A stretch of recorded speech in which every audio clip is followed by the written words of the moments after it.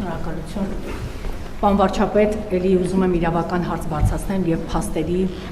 հսկայական խրձով եմ ներկայացել։ Ուզում եմ նախ ներկայացնել ձեզ փաստերը ու համապատասխան հարցադրում։ Ինձ մի ներկայացրեք, ուղարկեք իրավական մարմինը։ Ուղարկում ենք ըստ էության։ Շատ լավ։ Շատ բարի կանչեցնեմ հարցս։ Այս անգամ էլ ձեր բարերով ասած օզով ու կոչով մեծ կենթանու կոռուպցիայի մասին է հարցս։ Պարոն վարչապետ, պարոն Փաշինյան, դուք մերժեցիք ԽՆԱՄ-ի բարեկամ սկզբունքով պաշտոնների նշանակվելը եւ պետության հաշվին հարստանալը։ Հիմա ձեր թիմակիցները անում են ճիշտ հակառակը։ Խոսքը ԿՊ խմբակցության ղեկավարի մասին է։ Նրա կինը Հայփոստի շարքային աշխատակցից դարձավ տնօրեն եւ ձեզանից կրկնակի բարձր աշխատավարձ է ստանում՝ մոտ 3 միլիոն։ Բացի այդ, Հայկ Կոնջորյանը խարդախության գործով անցած իր եղբոր հետ այնպես է դասավորել գործերը, որ առինջում կառուցապատողի հայտարարած գնից էժան 1 քառակուսի մետրը ընդամենը 300,000 դրամով, վաճառքի գինը 420,000 դրամ է, առանձնատուն է գնել։ Նույն կառուցապատողից բնակարան է գնել նաև Հայկ Կոնջորյանի մայրը եւ քույրը։ Այդ ընկերության տնօրենը եղել է Կոնջորյանի եղբայրը։ Հետքրրատվականը բացահայտեց, որ նրանք էժան են ձեռակերպել տունը, որպեսզի եկամտարկից օգտվեն։ Այստեղ այն մեծ կենթանին չկա։ Երկրորդ դրվագը։ Ժողովուրդ օրաթերթը փետրվարի 19-ին բացահայտեց, որ Հայկ Կոնջորյանի եղբայրը վարորդական իրավունքի զրկված լինելով մեքենա է վարել, նրան տուգանել են։ Բայց որպեսզի նախկինում դատապարտված լինելը խիստ բաժի չծամանի, գործում հայտնվել է ենթադրյալ կեղծ տեղեկանքը, որ Կոնջորյանը խիստ պատիժ չկրի։ Հայաստանի Հանրապետության ոստիկանությունը պնդում է, թե նման տեղեկանք քննչական կոմիտեն չի տվել, քննչական կոմիտեն հայտարարում է, որ ստացել է ՆԳՆ համակարգից։ Եվ հիմա հարց է առաջանում. Արդյոք իշխանական խմբակցության ղեկավարն իր եղբորը խիստ պատասխանատվությունից ազատելու համար օգտագործել է իր դիրքը կամ չի օգտագործել։ Էլի նույն ձևաչափով, պարոն վարչապետ, բարձրաձայնում եմ հարցը, որ իրավապահները գործընթաց սկսեն առանց քաղաքական կաշկանդվածությամբ, քանի որ գիտենք խոսքը վերաբերում է ԿՊ խմբակցության ղեկավար Հայկ Կոնջորյանին։ Կհրահանգեք ձեր ձևով, պարոն վարչապետ, չկաշկանդվեն եւ զբաղվեն Կոնջորյանի ընտանիքով։ Շնորհակալություն։ Հայաստանի Հանրապետության իրավապահ մարմինները ունեն օրենքով սահմանված պարտավորություններ եւ պարտավոր են կատարել իրենց պարտավորությունները, բայց ես ելի եմ ասում, մենք չունենք պարտավորություն ձեր ասածները ընդունել հալած յուղի տեղ, որովհետեւ հիմա այդ բնակարանների թեման ես մի անգամ ասացի, հետո ինչ որ մի ժամանակ լռություն էր, հարգել լրագրողներ, որ հիմա իմանանք ձեզնից, փորձենք ողջել ձեզնից ով է բնակարան գնել եւ ինչ գնով, կարող է պարզվի եկեք այդ նույն սկզբունքը կիրառենք։ Հայաստանում հարյուրավոր ընդդիմադիր գործիչներ եւ լրագրողներ բնակարաններ են ձեռք բերել։ Մի րոպե, մի ընդհատեք։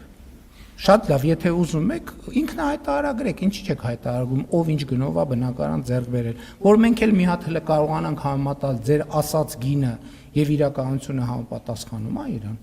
Այդ նույն միկրոֆոնի տակ կարելի է կանգնել եւ ձեր թերթի խմբագրի մասին տասնյակ էջերով նմանատիպ ճառեր կարդալ։ Բա որ մի հատ իրավապահ մարմինը փորձի դրանցից մեկով զբաղվել, ինչ եք ասելու, ասելու եք, վայ, քաղաքական հետապնդում եւ այլն եւ այդպես շարունակ։ Այսինքն դուք այս ամբիոնը օգտագործում եք Հայաստանում հաստատված խոսքի ազատությունը, որը համակրանք չի արտահայտել բանի մեր կառավարության եւ քաղաքականության նկատմամբ, լսեք, նրանք գալու են ում դոմպիպոյի օգտին են քվեարկելու, թե կոկաինի միհրանի օգտին են քվեարկելու։ Այսինքն ես ոնց կարամ այլ կերպ մտածել մեր ժողովրդի մասին։ Ոնց կարամ այլ կերպ մտածել։ Այսինքն գալու են դոմպիպոյի, կոկաինի միհրանի, նեմեց ռուբոյի օգտին քվեարկել։ Այսինքն ես կարամ մեր ժողովրդի մասին տենց բան մտածել։ Ես կարամ մեր ժողովրդի մասին տենց բան մտածել։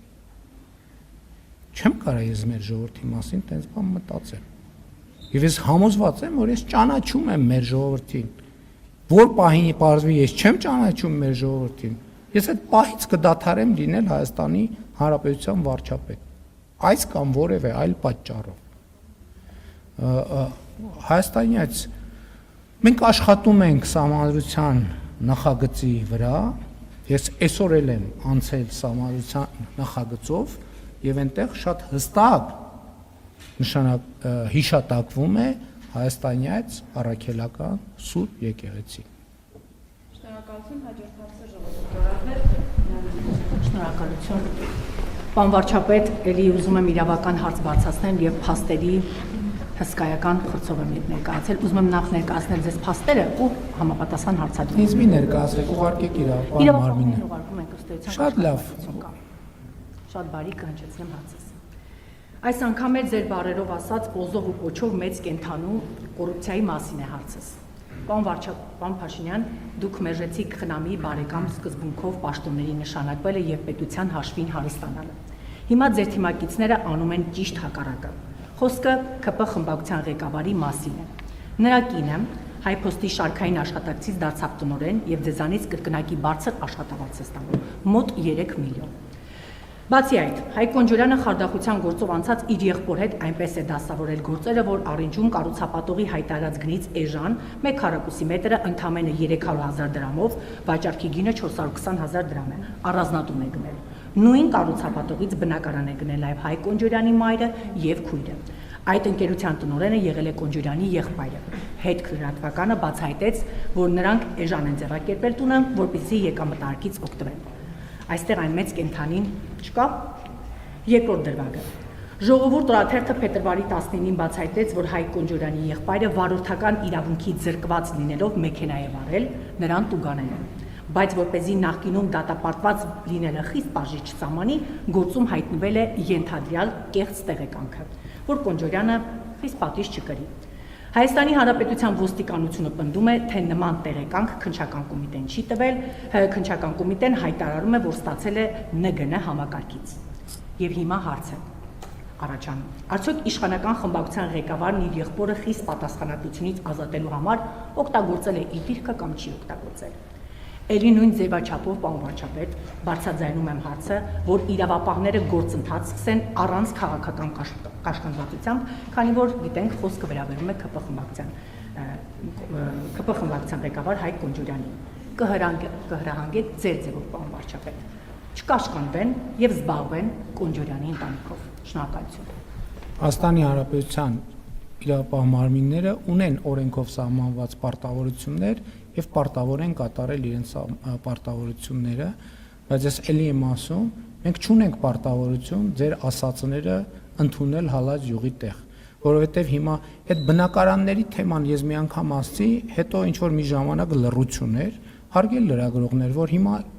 իմանանք ձեզնից, փորձենք ողջել ձեզնից ով է բնակարան գնել եւ ինչ գնով, կարող է պարզվի եկեք այդ նույն սկզբունքը կիրառենք։ Հայաստանում հարյուրավոր ընդդիմադիր գործիչներ եւ լրագրողներ բնակարաններ են ձեռք բերել։ Մի րոպե, մի ընդհատեք։ Շատ լավ, եթե ուզում եք, ինքնահայտարարագրեք, ինչի՞ չեք հայտարարում, ով ինչ գնով է բնակարան ձեռք բերել, որ մենք էլ մի հատ հələ կարողանանք համեմատալ ձեր ասած գինը եւ իրականությունը համապատասխանում է իրան։ Այդ նույն միկրոֆոնի տակ կարելի է կանգնել եւ ձեր թերթի խմբագրի մասին տասնյակ էջերով նմանատիպ ճառեր կարդալ։